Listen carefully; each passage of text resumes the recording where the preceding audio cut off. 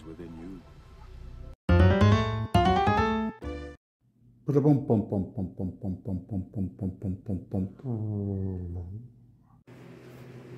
A bit of an interesting side note, because I saw it being discussed online. I wanted to do a quick review on Star Trek V, The Final Frontier.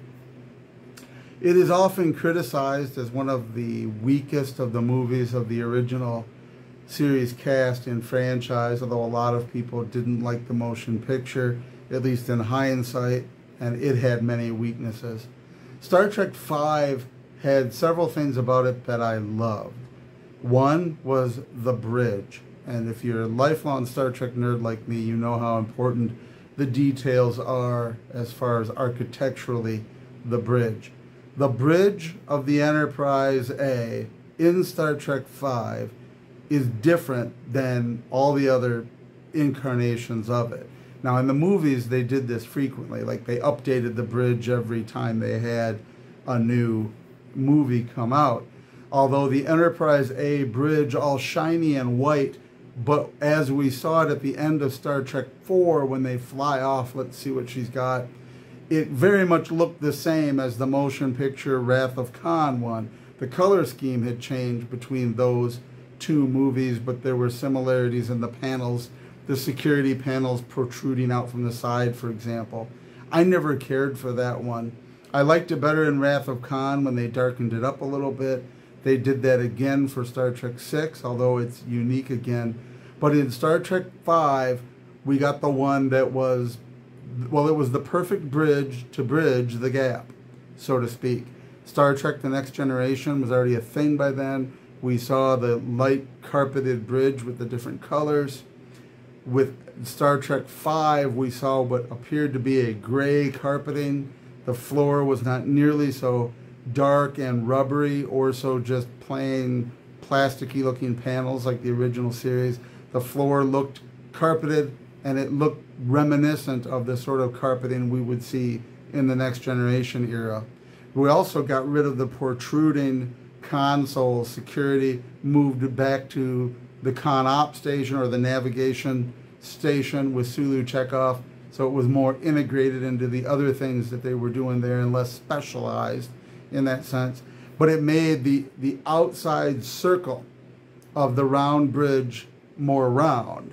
There were not things protruding that made each little area a unique like workstation, but rather more like the original series where the panels were the same in outward appearance but specialized by functionality, which again we would see with the Next Generation, with the 5 stations at the rear being Science 1 through 5, or also Ops Engineering, depending on which time frame, which season you're looking at there. But they look identical as a little workstation. And that made it both much more akin to the original series, but updated, and it made it feel kinship was felt to the Next Generation bridge. I was sad to see it go in Star Trek The Undiscovered Country to revert to the more almost uncomfortable militaristic feel of the black rubbery looking, the dark rubbery looking floor and the more harsh edges and so forth. But the primary thing with Star Trek V, and a lot of people miss this, and so I wanted to emphasize it, William Shatner was the motivating figure. I mean, it was his story. Allegedly, it was his story, his script, his plot. He wanted to do this. It was Star Trek V. And a lot of folks have complained about the weird plots. Finding God, it's not God, is it the devil? What is this supposed to be? From a theological background, we have to remember that William Shatner is Jewish. And I don't think I've ever seen a more uniquely Jewish movie than Star Trek V. It's a Jewish movie. Now, what do I mean by that? It absolutely is taken, it's literally pages taken from the Pharisaic response to Jesus of Nazareth. I am a Christian, full disclosure, but that doesn't matter for a Star Trek vlog, except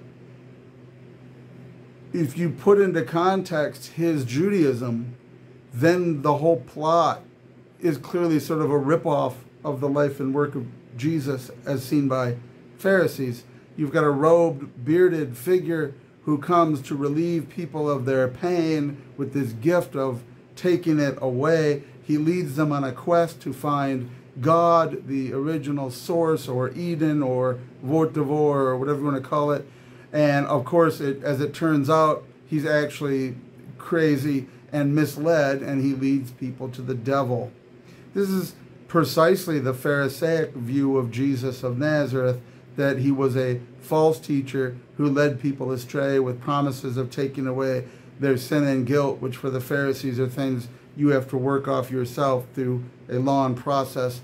Now, after the destruction of the temple in 70 AD and the diaspora of the Jewish people, most of the factions of Judaism ceased to exist except for the Pharisees. All modern Judaism is descendant of Phariseeism. And everything about Star Trek V completely makes sense. Even as he meets with them individually, McCoy, Spock, Kirk, and taps into their pain and taking it away, turns out to be a way to manipulate them into trying to get them to do something which is false and which is evil and lead them all to destruction. So it is literally a Jewish perspective on Jesus transplanted into the future. In that case, it's not even particularly original.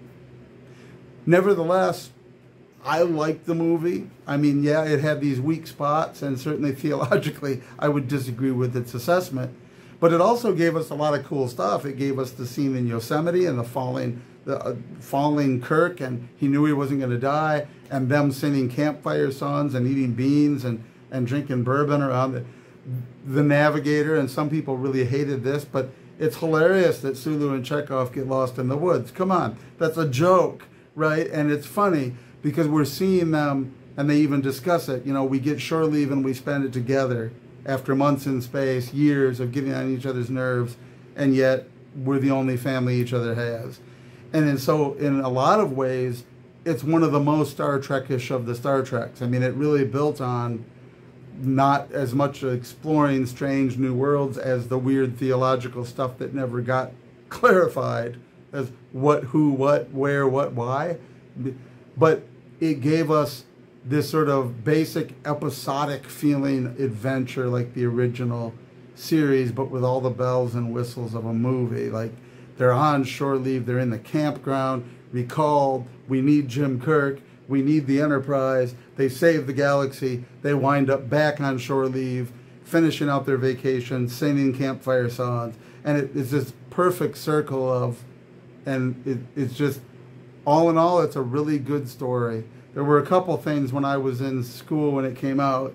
I read the novelized version, the novelization, and I'm pretty sure, it's been a lot of years, but in the novelization, there's a more interesting backstory for the Klingon Captain Claw and why he has a periscope, that he was a war hero from being he was basically in charge of targeting weapons.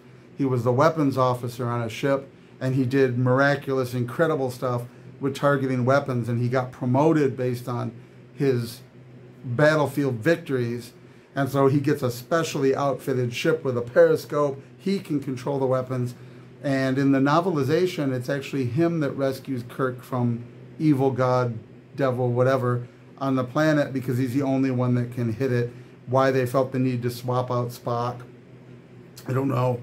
And that felt more like a good bridge to what was coming in Star Trek: The Undiscovered Country.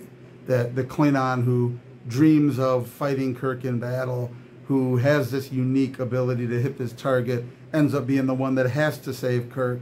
They end up on the same side and they fly off together, and there's a scene where they're drinking together at the end of the movie before the ship, the Enterprise, returns to Earth. That really felt like more of a bridge, especially when I read the novelization of Star Trek VI, brought in General Cord from Star Trek V and so on, because he advocated peace. He'd been on the outs, now he was on the ins because peace was trendy, and it really felt like it flowed together better in the novelization version. But really it is good, classic, honest Star Trek that gives us some insights into things that we don't get anywhere else. But overall, we got to understand the story is fundamentally a theological one. It is a religious story drawn from Shatner's own experience as a Jew. That's my opinion. Anyway, I would still give it 5 stars as Star Trek goes compared to today. Watch it, Star Trek V, Final Frontier. Live long and prosper. And then we found out, didn't we? I know you'll whip her into shape, Scotty. You always do. Oh, Huda, I thought you were on...